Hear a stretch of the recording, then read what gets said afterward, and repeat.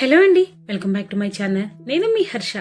బెండకాయతో రెగ్యులర్గా ప్రిపేర్ చేసే ఐటెం కాకుండా ఏదైనా డిఫరెంట్గా కావాలి అనుకున్నప్పుడు ఇలాంటి ఒక రెసిపీని ట్రై చేయండి.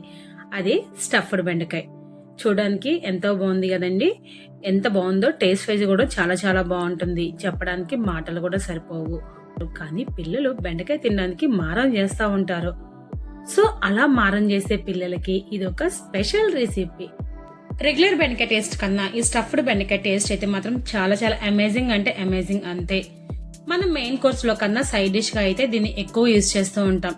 సాంబార్ కానీ పప్పు అలాంటి కర్రీస్లోకి దీన్ని సైడ్ డిష్గా యూజ్ చేస్తే ఆ మీల్ సూపర్ పర్ఫెక్ట్ మీల్ అవుతుంది. ఎంతో అద్భుతమైన స్టఫ్డ్ బెండకాయని ప్రిపేర్ చేయాలనుకుంటే మరి వీడియోని లాస్ట్ వరకు స్కిప్ చేయకుండా చూడండి. చలో మరి కిచెన్కి. మన మెయిన్ ఇంగ్రీడియంట్ వచ్చేసరికి ఈ బెండకాయ. చాలా లేతగా ఉన్న బెండకాయ సైజు కొంచెం పెద్దదిగానే ఉండాలి. సో మనం స్టఫ్ యూజ్ చేస్తున్నాం కాబట్టి పెద్ద సైజ్ అయితేనే మనకి స్టఫ్ బెండకాయ చాలా పర్ఫెక్ట్ గా వస్తుంది. సో వీటిని మొత్తాన్ని వాటర్ తో క్లీన్ చేసేసుకుని వాటి ఒక ప్లేట్ లో వేసుకుని అవి డ్రై అయ్యేంత వరకు వెయిట్ చేయాలి. బెండకాయకి కాస్త జిగురు ఉంటుంది కాబట్టి డ్రై అయితేనే మనకు ఆ జిగురు టచ్ అవ్వకుండా ఉంటుంది కాబట్టి సో కొంచెం డ్రై అయ్యేంత వరకు వెయిట్ చేద్దాం. వన్స్ మనకి బెండకాయలు డ్రై అయిపోతే చాలండి, ఇంక మన రెసిపీ స్టార్ట్ చేసుకోవచ్చు.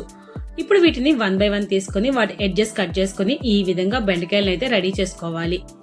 బేసిక్ గా బెండకాయలను ఇష్టపడే వాళ్ళు ఎక్కువ ఐటమ్స్ లేవని ఫీల్ అవుతారు. ఎందుకంటే ఎక్కువగా బెండకాయలతో మనం ఫ్రై కానీ లేకుంటే కర్రీ కానీ లేదా సాంబార్లోకే యూజ్ చేస్తాం. కానీ బెండకాయ ప్రియులు ఎవరైనా సరే ఇలా ట్రై చేయండి, చాలా చాలా టేస్టీగా ఉంటుంది. బెండకాయ అంటే ఇష్టం లేని వాళ్ళు కూడా చాలా ఇష్టంగా తింటారు. సో ఈ విధంగా ఎడ్జెస్ మొత్తాన్ని కట్ చేసేసుకుని బెండకాయలు రెడీ చేసుకుందాం. తర్వాత మనం మధ్యలో వరకు కట్ చేసేసుకుని వన్ సైడ్ అందులో ఉన్న సీడ్స్ మొత్తాన్ని రిమూవ్ చేసుకోవాలి. సో ఇదే విధంగా అన్నిటికీ బెండకాయలు మొత్తానికి లోపల ఉన్న వేస్ట్ అంతా తీసేసి ఈ విధంగా ఎంటీగా ప్రిపేర్ చేసుకోవాలి. మాక్సిమం బెండకాయలో ఉన్న గింజలు తినడానికి చాలా వరకు ఇష్టపడరు. సో దానికోసం అని చెప్పి మనం స్టఫ్ యూస్ చేసేటప్పుడు అట్లాంటి సీడ్స్ అసలు ఉంచకూడదు. ఈ విధంగా మొత్తాన్ని కట్ చేసేసుకొని మనకి స్టఫ్కి కావాల్సిన విధంగా బెండకాయల మొత్తాన్ని రెడీ చేసేసుకున్నాను. చాలా సింపుల్గా అయితే మనం ఈ స్టఫ్ బెండకాయని ప్రిపేర్ చేసుకోవచ్చండి. ఎందుకంటే అన్ని వెజిటేబుల్స్లో కన్నా మనకి ఈ బెండకాయ వచ్చేసరికి చాలా ఫాస్ట్గా మగ్గిపోతుంది. సో దానికోసం అని చెప్పి మనం ఎక్కువ కష్టపడవసరం లేదు. ఏదైతే ఉందో దాన్ని చాలా ఈజీగా ప్రిపేర్ చేసేసుకోవచ్చు. జనరల్గా మనమైతే గుత్తి వంకాయ కానీ గుత్తి కాకరకాయ ప్రిపేర్ చేస్తాం, కానీ ఇటువంటి స్టఫ్ బెండకాయని చాలా తక్కువగా రేర్గా ప్రిపేర్ చేస్తూ ఉంటాం. మేము చిన్నప్పుడు చదువుకునేటప్పుడు హాస్టల్లో ఉన్నప్పుడు హాస్టల్లో ఏదైనా ఫుడ్ నచ్చకపోతే మేము ఇలాంటి బెండకాయలని ఫ్రై చేసుకొని తినేస్తాం. చాలా చాలా టేస్టీగా ఉంటాయి. ఇంకా మనకి స్టఫ్ కావాల్సిన మసాలాని రెడీ చేసుకోవాలండి. దానికోసం అయితే నేను 2 cups వరకు పల్లీలు తీసుకున్నాను, 2 spoons వరకు ధనియాలను తీసుకుంటున్నాను, తర్వాత 1 spoon వరకు జీలకర్రని యాడ్ చేస్తున్నాను. తర్వాత వచ్చేసరికి ఇందులోకి నువ్వులు కూడా యాడ్ చేస్తామండి. దానికోసం 1 spoon వరకు నువ్వులు, ఎటువంటి ఎండుమిర్చి యూజ్ చేయట్లేదు కాబట్టి 2 spoons వరకు రెడ్ చిల్లీ పౌడరు, 2 spoons వరకు సాల్ట్, చెక్క లవంగాలు స్పైసెస్గా యూజ్ చేస్తున్నాను. ఇంకా ఫైనల్గా 2 spoons వరకు కొబ్బరి పౌడర్ని కూడా యూజ్ చేస్తున్నాను. మసాలాకి తీసుకున్న ప్రతి ఇంగ్రీడియంట్ వల్ల మనకి స్టఫ్ బెండకాయ చాలా చాలా టేస్టీగా ఉంటుంది. కానీ వీటిలో మనం పల్లీలు కానీ నువ్వులు కానీ వీటిని కొంచెం లైట్గా వేయించుకోవాలి. సో దానికోసం నేను ఒక ప్యాన్ తీసుకొని ప్యాన్ కాస్త వేడైన తర్వాత మనం ముందుగానే రెడీ చేసుకున్న పల్లీలను ప్యాన్లో యాడ్ చేసుకొని కొంచెం వేడయ్యేంత వరకు డీప్ ఫ్రై అవసరం లేదండి, జస్ట్ వేడైతే సరిపోతుంది. లైట్గా వేడవంగానే ఇంకా అందులోకి ధనియాలను కూడా యాడ్ చేసుకోవాలి. ధనియాలు వేసిన తర్వాత జస్ట్ 1 minute ఇంకొకసారి తిప్పేసుకొని వేయించుకోవాలి. ఇప్పుడు వాటిలోకి చెక్క లవంగాలు కూడా వేసుకొని లైట్గా వేయించుకోవాలి. ఇలా లైట్గా వేయించుకోవడం వల్ల మనకి స్పైసెస్ నుంచి మంచి స్మెల్ రిలీజ్ అవుతుంది. ఇంకా ఫైనల్గా నువ్వులు కూడా వేసేసిన తర్వాత ఇక 1 minute ఉంచేసి స్టవ్ ఆఫ్ చేసుకొని ఇంకొకసారి బాగా తిప్పేసేసుకోండి. మనం ఈ దినుసులన్నీ వేయిస్తుంటే మంచి స్మెల్ అయితే రిలీజ్ అవుతుంది. ఇప్పుడు వీటిని చల్లారిపోయిన తర్వాత ఒక మిక్సీ జార్లోకి వీటన్నిటిని ట్రాన్స్ఫర్ చేసుకోవాలి. ఇంకా రిమైనింగ్ ఉన్న జీలకర్ర, కారం, ఉప్పు, కొబ్బరి పొడిని యాజ్ టీజ్గా వేడి చేయకుండా డైరెక్ట్గా మిక్సీ జార్లోకి అయితే యాడ్ చేసుకుంటున్నాం. వీటన్నిటిని మనం మిక్సీ జార్లోకి వేసుకున్న తర్వాత ఇప్పుడు మసాలా పౌడర్ని ప్రిపేర్ చేసుకుంటున్నాం. అందులోకి ఎటువంటి వాటర్ని వేయకోకుండానే చూసారు కదండి, ఫైనల్గా మనకు కావాల్సిన మసాలా పౌడర్ అయితే రెడీ అయిపోయింది. చాలా వరకు సాఫ్ట్గా అయితే ప్రిపేర్ అయిపోయింది. ఇప్పుడు దీన్ని ఒక బౌల్లోకి ట్రాన్స్ఫర్ చేసుకోవాలి. మంచి స్మెల్తో మనకి మసాలా పౌడర్ రెడీ అయిపోయింది. ఇంక ఇందులోకి నాకు ట్యాంగీ ఫ్లేవర్ కూడా కావాలి. సో దానికోసం నేను 1 కంప్లీట్ లెమన్ మొత్తాన్ని జ్యూసీగా ప్రిపేర్ చేసుకుని ఈ మసాలా పౌడర్లోకి యాడ్ చేస్తున్నాను.